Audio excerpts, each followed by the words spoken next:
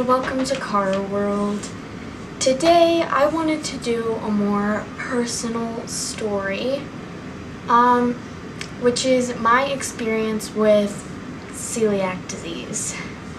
If you don't know what celiac disease is, it's an autoimmune deficiency where it makes someone's digestive system very intolerant to gluten, which is wheat, oats, rye, and barley. The reason I wanted to make this video was to just send a little love and support to fellow celiacs and see if any of you can relate, and to help people who are newly diagnosed, because I have a few friends who just got diagnosed and then they go like, oh my god, what am I gonna eat? And I just wanted to make a video about it to share my experience and to give some insight. So I was diagnosed when I was 18 months old. So I'm sort of a pro at the celiac life. I think one thing that I'm fortunate for is I didn't have to adapt to it. It's just all I've ever known, as opposed to people who get diagnosed when they're a kid or when they're an adult. They have to change their lifestyle completely, which can be pretty hard. But thankfully things are a lot better than they were 10 years ago. And when I was a little kid, it was really hard for me to eat. My parents didn't know what to do with me, and it was really hard. So, celiac is hereditary. So if your parents had it, most likely you do too. And for me, it was my dad had it, and my grandma had it, and then someone beyond my grandma had it as well, and it just goes down the line. And if I have kids, there's a high probability that they will have it as well. So it's unfortunate, but it's really not all that bad. It can be scary if you get newly diagnosed and you don't know what to do, but it's not all that bad. And it's healthier than an average American diet, where they consume a lot of carbs and calories. But when you have celiac, you have to avoid bread and sweets and cookies and all of that, or you can get very, very sick.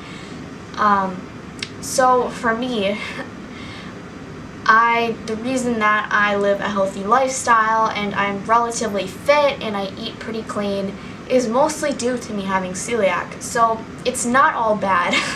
I promise you, it's not all bad. Some of my family is obese, and I think the only reason that I don't take after that is because of my celiac diet, and I am very strict with my diet. It's just some people I hear it's worth it to have a cookie. No, it's not. You are ruining your intestines. It's not worth it. And for me, it's especially not worth it because I get very sick for 2 to 3 days. So one cookie is not worth it. So there's been a lot of mishaps along my journey.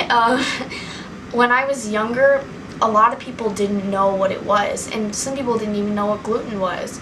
I actually had a doctor when I was a kid, maybe 6 or 7 years old. A doctor couldn't recognize gluten or celiac, and they asked if it was sugar because they thought glucose.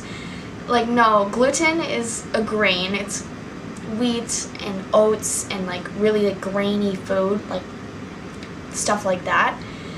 And a lot of people aren't really aware of that, or at least they weren't. Now it's a whole lot better. But I remember going to restaurants as a kid and going up and saying, do you have any gluten-free food? And they'd be like, what's that? I don't know. And then cross-contamination is a whole separate issue, and I'll get to that later. But growing up was pretty difficult, especially when you go into classrooms, and when you're a kid and everyone else is having a treat and you can't have it. It's hard. And my parents always did the best to make sure that I had everything everyone else had, which I really appreciate. But some things to make your life easier as a celiac: bring your own food. I know it kind of sucks. Because you have to worry about packing your food, but it's worth it because for me, I'm an ultra I guess you could say, polite person, and I'm always afraid to ask for stuff. So when I like don't have any food with me, I don't want to ask them if they have anything I could eat, like if I'm at someone's house, because I'm just an antisocial person, I guess. But that's why I always bring my own food. One of my main tips for people with celiac is power bars, because those can fill you up really easily and you don't have to worry about finding food that you can eat. Another thing is when you're at restaurants, you have to make sure that they understand the concept of like cross-contamination, and that can be really frustrating. Recently, like six months ago I was in Hawaii, and we were staying at the resort, and the chef at the resort told us that we could eat the fish that was fried in the same basket in oil as like chicken tenders, because the gluten enzymes, quote unquote, burned off in the hot oil. Completely not accurate, and that is so frustrating as someone with celiac. So we just had to avoid things that were fried, and it's an inconvenience, but that's just sort of comes with the package when you have celiac. So yeah, and you know, when I travel abroad, I bring these cards that have like the language native to the region on the card, and then I can just give it to the hostess to give to the chef, and they'll have a better understanding of celiac and why I can't do cross-contamination. One thing that gets me so frustrated with celiac and having to deal with the gluten thing, well, there's two things. There's, you know, when I remember one specific time where I was in a grocery store and they had stocked all the gluten-free mac and cheese next to the gluten mac and cheese. So my father, and I love him and he takes care of me, I'm not trying to discredit him, he grabbed the gluten one because they were right next to the gluten-free ones.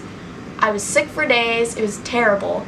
So that frustrates me a lot, and you really have to be extra careful to read labels. I guarantee you, after a year of being diagnosed, you will be an expert label reader.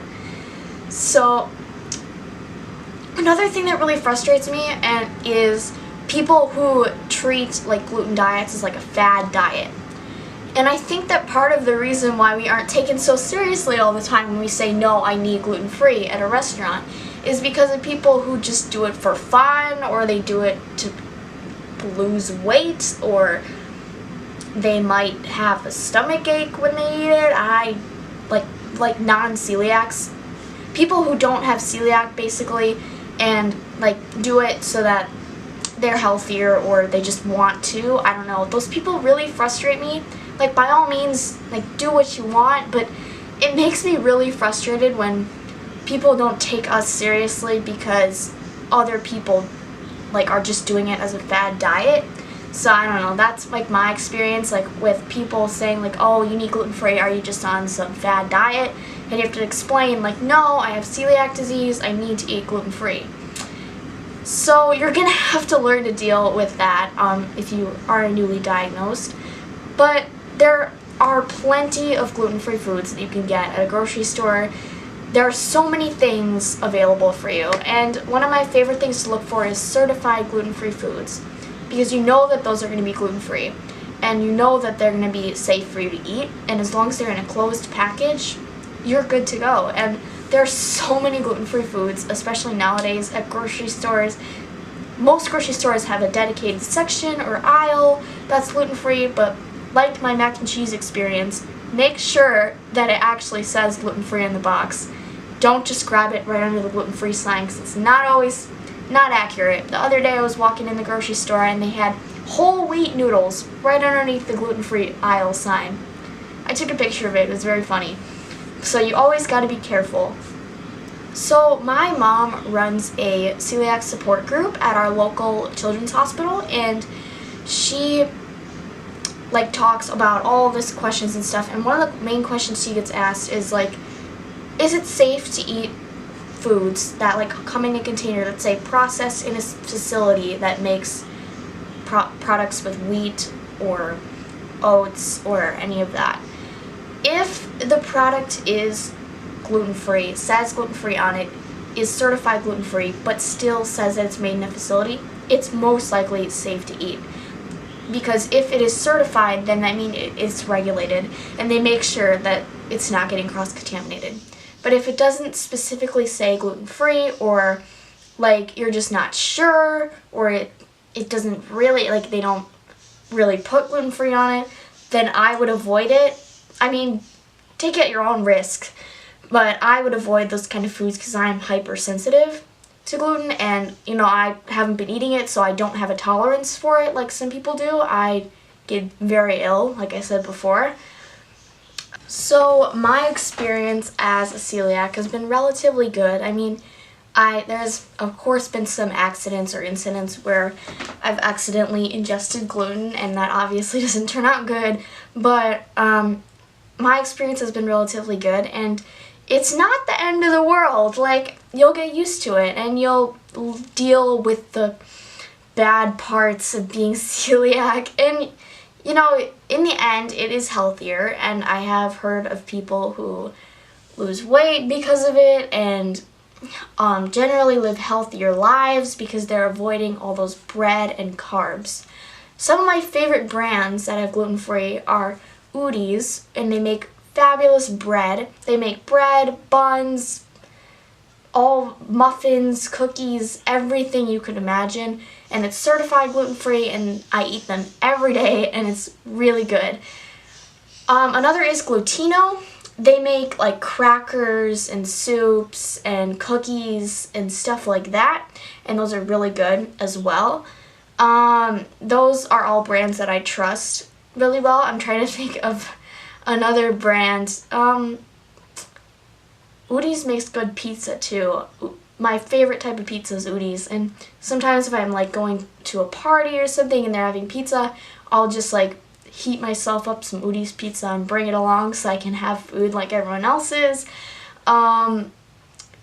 Yeah, basically, there's a lot of different options for you, and it's so much better than it was 5, 10 years ago. And it just keeps improving. A lot of restaurants have gluten-free, and a lot of restaurants will cater to your needs, and they will do it gladly and without cross-contamination, so you don't have to worry about that.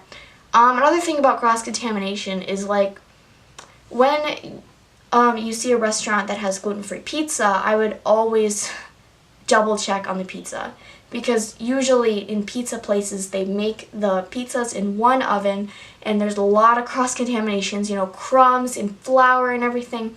If you read that a restaurant has gluten-free pizza, call them up and ask if it's celiac friendly. And there are some good places that really do celiac friendly pizzas, such as Pizza Man. Pizza Man has great gluten-free pizzas, and they're super cautious about it. Also, if you want to go to Disney World, Disney has amazing options for people who are avoiding gluten, and they are very, very diligent with their allergies. So there are a lot of places that are really great to eat. So this is just my story and some tips and advice for newly diagnosed celiacs, or just celiacs who want to hear more advice. Thank you so much for watching, and subscribe to get notified when I post new content. Bye guys!